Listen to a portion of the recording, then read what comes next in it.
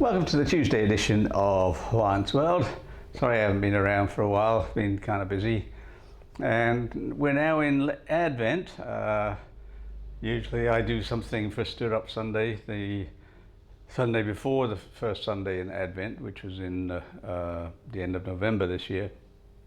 And now we've passed the second Sunday in Advent, the Sunday of Love. And I'm just now getting around to thinking about things because I've been so busy with my publications. But what I'm going to do now is talk about what Christmas is like in Cambodia. I don't think I've ever done this before, although I've kind of tickled around the edges, because Cambodia is not a Christian country, it's a Buddhist country. But they do have some kind of acknowledgement that Christmas is here. So let's talk about that.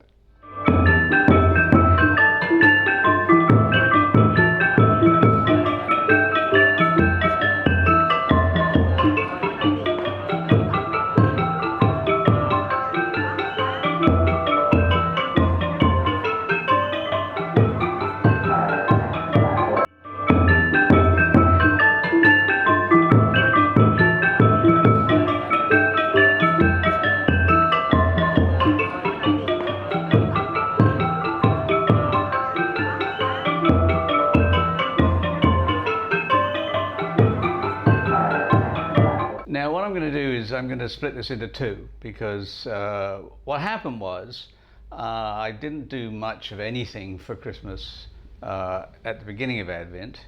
I normally make an Advent wreath, and I'll show you some of my old examples here.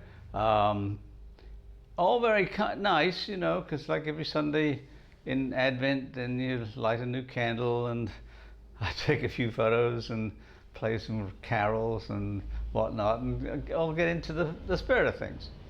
Well, I just haven't been in that spirit this year at all. I mean, at all. So you'll see behind me, I finally, today as it happens, got some tinsel out, and I went and I've got some candy canes at the local supermarket, because there are places like supermarkets and malls and car dealerships and so forth in Phnom Penh in particular that like to decorate for Christmas. The Mazda dealership has this big display, which I'll show you here. I don't know if people suddenly decide they're going to buy a Mazda because it's Christmas, or because there's some fake snowman and Santa Claus outside the dealership. I don't know, but I mean, that's what they do. And then across the street from the dealerships, there's a strip mall called Atwood Business Center, I think, something like that. And they always have a display of lighted reindeer. And I've got some pictures of them during the day, and then at night. And it's kind of fun. I mean, it's also very, very scary, because it's dark and the cars are just zipping along as they always do, and crossing the street is a complete nightmare for me, because I'm mostly night blind, so I can't really focus on the cars. I mean, I can see that there's an awful lot of light coming towards me, but I don't know how to exactly get across as I can in the day, when I can see the cars a lot better. So the reindeer are all lit up at night, and then back at the car dealerships, they've got these big Christmas trees and light displays. And I'll see if I can put up some videos, because the lights are actually active, as are the reindeer too, as it happens. I'll see if I can find that as well. It's all very splendid, but as I said, for an old guy trying to stumble around in the dark, it's a little bit scary. So there's that.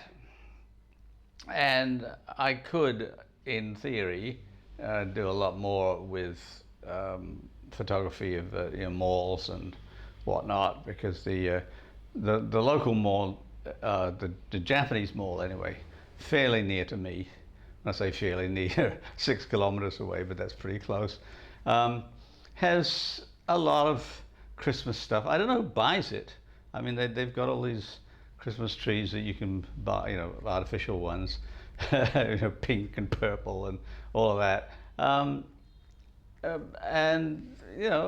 I go and photograph them once in a while, and then everywhere's going to have some kind of Christmas tree somewhere, and tokens. I mean, even if it's just painted on the door, but nobody really cares. There are some Christians here, I will give you that.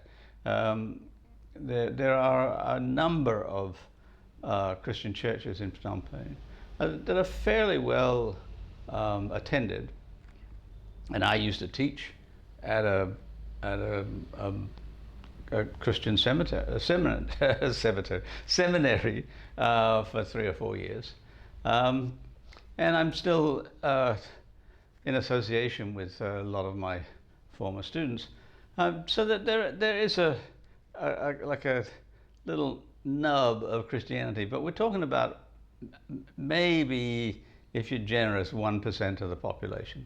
The vast majority are some kind of Buddhist.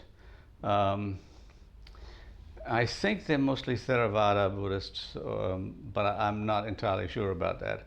And the population is fairly devout. I mean, they have these particular festivals like Phnom Penh, which I've mentioned in the past, which is a 3-day festival. Well, it's actually a 15-day festival, but there's 3 main days of it, honoring the dead.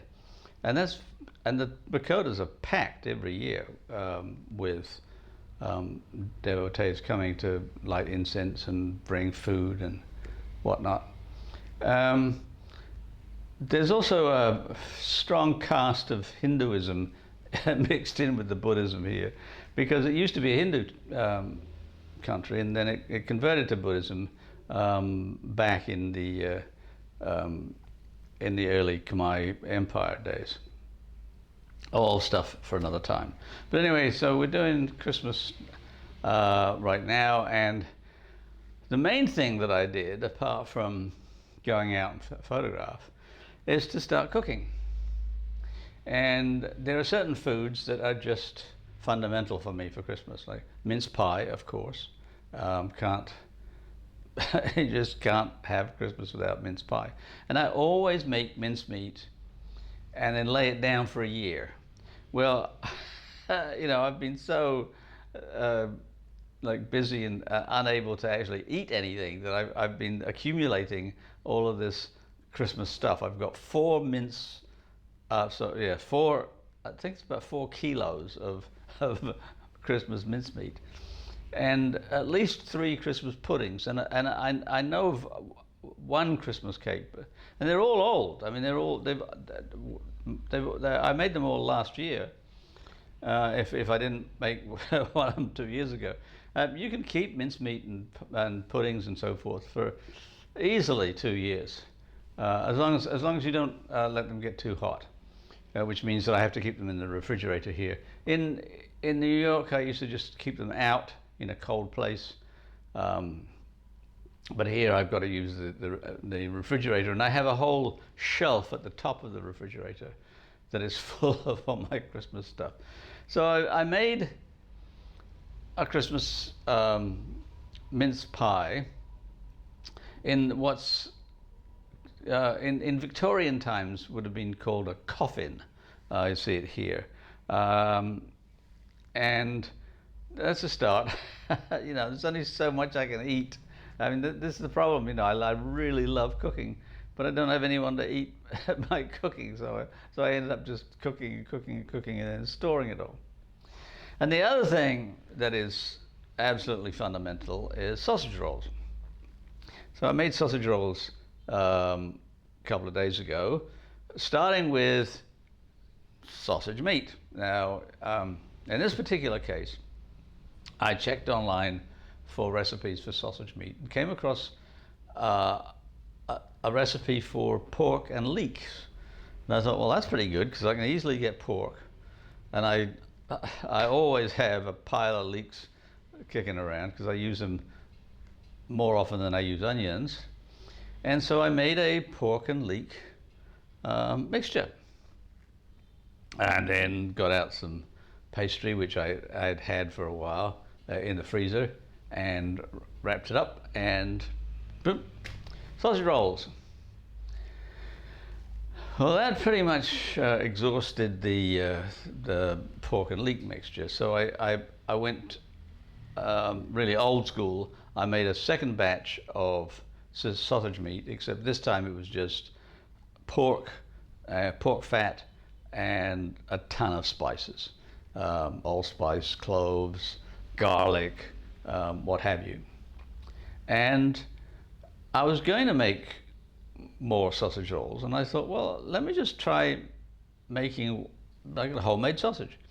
You can do it in two ways. You can be really fancy and get casings and a stuffing unit for your mixer, and make up your sausage mixture, and stuff your casings and so forth, and make sausages.